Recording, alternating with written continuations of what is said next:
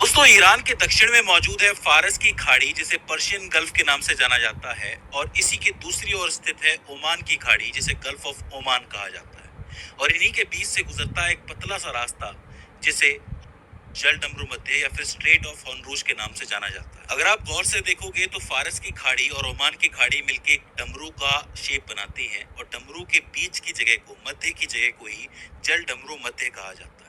तो इसका मतलब जल डमरू मध्य एक पतला सा रास्ता होता है दो इंपॉर्टेंट जल निकायों के बीच में। अब मैं आपको बता दूं कि जो फारस की खाड़ी है और ओमान की खाड़ी है, दोनों को हॉर्मुज जल डमरू मध्य जोड़ता है, और ये ओमान की खाड़ी आगे जाके अरब सागर से मिलती है और फिर हिंद महासागर से मिलती है।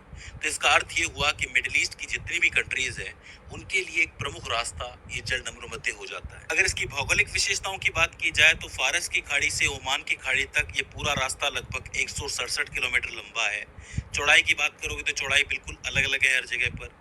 एक जगह पर 96 किलोमीटर है तो एक जगह पर 39 किलोमीटर है, काफी कम हो जाती है। अब यही जो पतला रास्ता है वो इस जल डमरू मध्य को खास बनाता है, क्योंकि इसी जगहों से तेल और नेचुरल गैस से भरे हुए जहाज निकलते हैं, जो कि कई सारे बैरल से एक दिन में निकलते हैं। अब एक बात समझो कि यहाँ से जहाजों के निकलने के लिए भी एक व्यवस्था है। व्यवस्था ऐसी है कि जहाजों की आवाजाही के लिए यहाँ पर 2 लेन बनाई गई है। एक लेन जो है वो लगभग 3 किलोमीटर चौड़ी है, और दूसरी लेन भी 3 किलोमीटर चौड़ी है। एक लेन से जहाज आता है और दूसरी लेन से जहाज वापस जाता है। मैं आपको बता दूं कि दोनों लेनों के बीच में लगभग 3 किलोमीटर का बफर जोन है, ताकि कोई भी जहाज एक दूसरे से टकराए नहीं, कोई भी नुकसान ना हो जाए। मैं आपको बता दूं कि जितने बड़े ये जहाज होते हैं, इनको रोकना मुश्किल है, क्योंकि आपको पता है प्रोपेलर चल रहा होता है। ऐसे में इनको रोका नहीं जा सकता, बस इनकी दिशा बदली जा सकती है। तो इसीलिए इनको एक दूसरे से दूर रखा जाता है। अब इस जल डमरू मध्य के आसपास आपको 3 रणनीतिक द्वीप देखने को मिलेंगे, इंपॉर्टेंट द्वीप देखने को मिलेंगे। एक तो है हॉर्मुज द्वीप, एक है केशम द्वीप और एक है हेगियम द्वीप। ये जो द्वीप है निगरानी रखने, नियंत्रित करने और बाधित करने के लिए अहम भूमिका निभाते हैं। यानी कि अगर किसी को रास्ता रोकना हो तो इन द्वीपों के माध्यम से इजीली रोका जा सकता है। अब समझ लेते हैं कि इसके सीमावर्ती राष्ट्र कौन कौन से हैं, मतलब इसके आसपास कौन कौन से देश बसे हुए हैं। तो 2 इंपॉर्टेंट देश हैं। अगर उत्तरी किनारे की बात करोगे तो उत्तर में आपको ईरान मिलेगा, जो कि पूरे उत्तरी किनारे को नियंत्रित करता है, यानी कि कंट्रोल करता है। वहीं दक्षिणी किनारे की बात करोगे तो यहाँ पर मौजूद है मुसंडम प्रायद्वीप। ध्यान से समझ लो, मुसंडम प्रायद्वीप। ये जो प्रायद्वीप है ये वैसे ओमान का हिस्सा है, और इसको मुसंडम गवर्नरेट कहा जाता है। लेकिन ध्यान रखने वाली बात यह है कि इस प्रायद्वीप को यूएई और ओमान दोनों मिलकर नियंत्रित करते हैं, क्योंकि दोनों के ही इंपॉर्टेंट जहाज यहाँ से निकलते हैं और वापस आते हैं। तो ऐसे में दोनों के लिए जरूरी जगह हो जाती है, इसलिए दोनों का नियंत्रण है। अब ठीक से इसके महत्व को समझा जाए तो 1959 में ईरान और 1972 में ओमान दोनों ने अपने समुद्री इलाके को बढ़ाया, जिससे कि ये रास्ता पूरी तरह उनके अपने समुद्री क्षेत्र में आ गया। कहने का अर्थ ये है कि 1959 में ईरान ने अपना समुद्री क्षेत्र थोड़ा आगे कर लिया, बढ़ा लिया। 1972 में ओमान ने भी यही किया। इस तरीके से ये पूरा जल डमरू मध्य का जो इलाका है, इसमें से थोड़ा ईरान के पास है और थोड़ा ओमान के पास है। तो इसका मतलब अंतरराष्ट्रीय कंट्रोल के अलावा ईरान और ओमान का बेहतर कंट्रोल है इस जगह पर। ये चीज आपको याद रखने की जरूरत है। अगर मैं ईरान के हिसाब से बात करूं तो ईरान का लगभग 96% तेल जो खारक द्वीप से निकलता है, यहाँ पर खारक द्वीप है, यहाँ से लगभग 96% तेल ऐसा है जो निकलता है, वो इसी रास्ते से निर्यात किया जाता है, बाहर जाता है। इसके अलावा जो पेट्रोलियम उत्पाद है, जैसे कि गैसोलीन है जो बन के आता है, उसका आयात इसी रास्ते से होता है।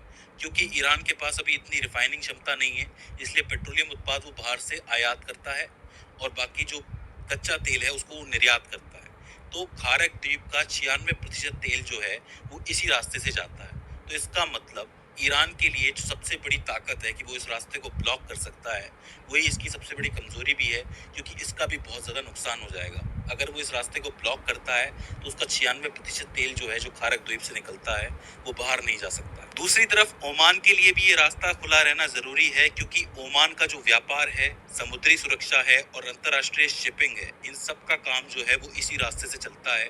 इसलिए ओमान के लिए भी ये रास्ता बहुत जरूरी हो जाता है। यूएई की बात करोगे तो 2 महत्वपूर्ण बंदरगाह हैं।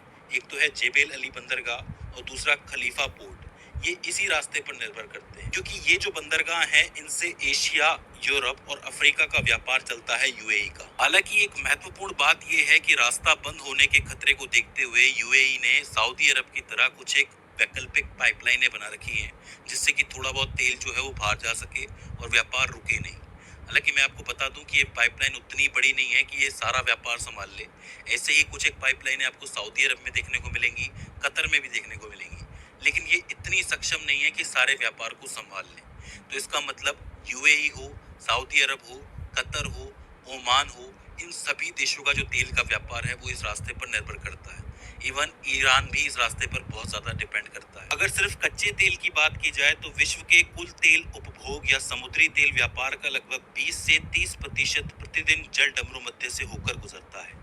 ऐतिहासिक आंकड़ों से पता चलता है कि 2011 में औसतन 17 मिलियन बैरल प्रतिदिन यानी कि रोज का 1 करोड़ 70 लाख बैरल तेल जो है वो इसी रास्ते से जाया करता था। 2022 से 25 की शुरुआत में इसके जो आंकड़े हैं वो 17.8 मिलियन से लेके 20.8 मिलियन के हो गए। और अगर आप सिर्फ 2024 की बात करोगे तो इस जलमार्ग से औसतन 20 मिलियन बैरल प्रतिदिन निकलता था। तो इसका अर्थ क्या हुआ?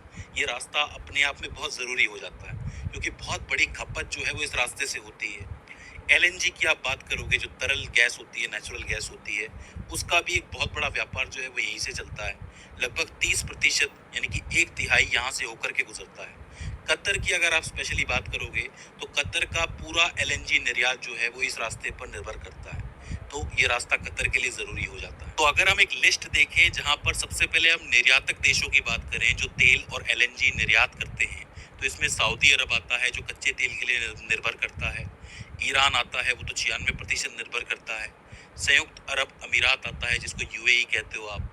कुवैत, इराक और कतर। कतर स्पेशली एलएनजी के लिए करता है, जो नेचुरल गैस है उसके लिए करता है। तो ये देश हो जाते हैं।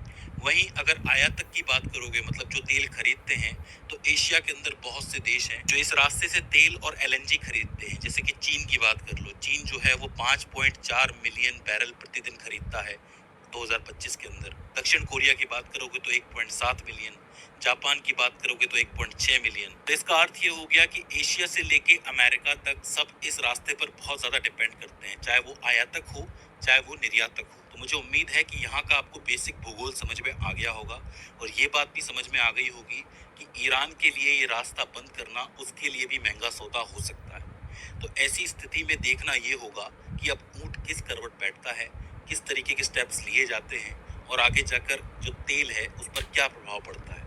क्योंकि आपको पता है कि तेल पर प्रभाव पड़ता है तो पूरी दुनिया पर प्रभाव पड़ता है। तो दोस्तों, मुझे उम्मीद है कि इस वीडियो से आपने कुछ ना कुछ नया जरूर सीखा होगा। अगर इसके बाद भी इसके अंदर आपको कोई क्वेरी आती है, कोई दिक्कत आती है, तो आप हमें कमेंट सेक्शन के अंदर बता सकते हैं।